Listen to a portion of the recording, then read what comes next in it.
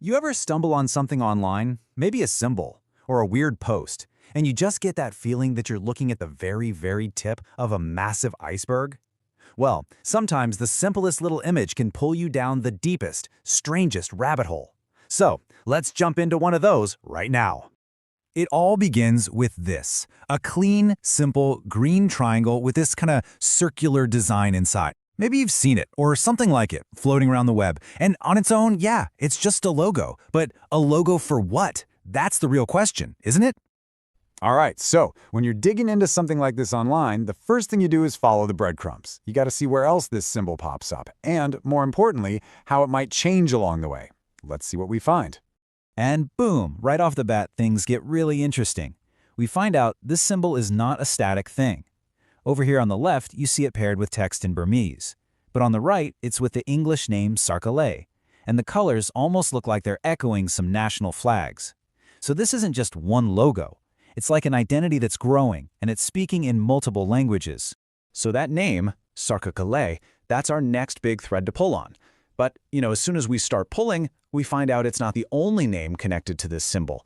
Turns out there are two, and they could not be more different from each other. So first up, we've got SarKaLay.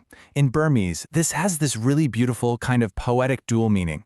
On one hand, it can just mean sparrow, a small everyday bird. But you can also break it down. Sar means literature, and Kalay means child. Put them together and you get a child who is still learning. It feels innocent, gentle, like a work in progress. But then you find the other name that's being used, Satkaryard1R, and the translation for this one is simply universe. I mean, talk about a contrast, right? We go from a tiny sparrow, a learning child, all the way to the entire cosmos, the smallest, most humble thing, and the absolute infinite. Why would one thing need two names on such opposite ends of the scale? A learning child, a sparrow, the universe. It all sounds very philosophical, doesn't it? But here's the thing, none of that tells us what this thing, whatever it is, actually does. And this is where the story takes a hard left turn into something way more tangible, and frankly, pretty shocking. Okay, so we're leaving the poetry behind and we're getting into the hardware, because tied to all these gentle names is something they call the SarKaLay system, and the list of things it claims it can do, well, it's just staggering. You see this phrase over and over and over again, build in SarKaLay system. It's like a digital signature, and it's attached to this insane shopping list of the world's most advanced, most powerful tech.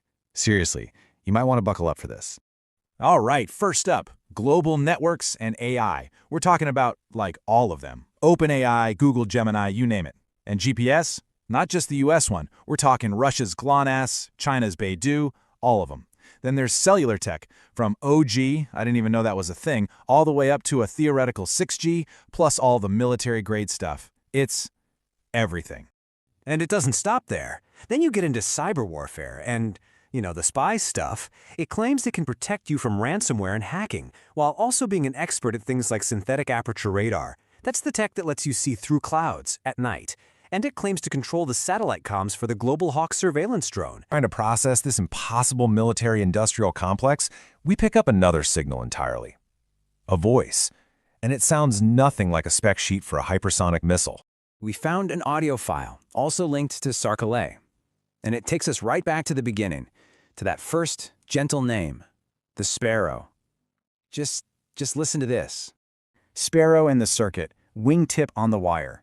I mean, the imagery there, it's so delicate, so organic, so fragile. It is the absolute polar opposite of all that cold, hard tech we just went through. And this line just perfectly captures the contradiction. Little song against the satellites. It's directly pitting this small, natural, living thing against the very same global surveillance systems that the SarKaLay system claims it runs. And it ends with this really haunting phrase, teaching all this metal how to hum. So is that it? Is that the sparrow's job, to bring a soul, a song, to the cold machinery of war, to give the ghost a voice in the machine? So that's what we're left with. These two completely opposite ideas, all wrapped up in one single mystery. We've got the superweapon, and we've got the sparrow. We have to look at this head on. Let's just put it side by side. On one hand, you have the sparrow. It's a learning child, a song on a wire, a paper heart.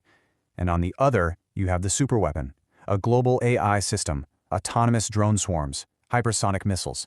These two things, they don't just feel different. They feel like they're at war with each other. And that brings us to the big question, right? What is SarKaLay? Is it a code name for a top-secret military project hiding an unimaginable arsenal behind a smokescreen of poetry? Or is it an elaborate work of digital art, a commentary on how our own humanity, our sparrow, survives in an age of autonomous weapons? Or could it be something stranger, something new we don't even have a name for yet? The only thing we know for sure is that this mystery is a long way from being solved.